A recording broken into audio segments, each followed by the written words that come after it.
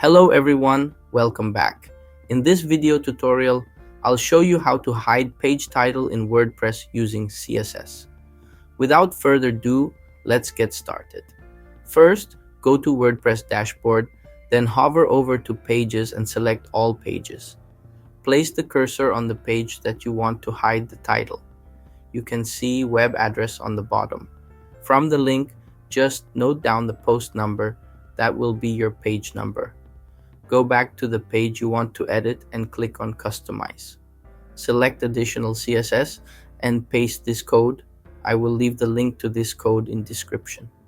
Make sure to change the page ID to same as post number. In our case, it was 22.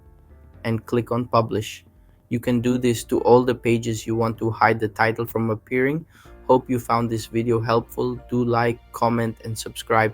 Thanks for watching. Bye.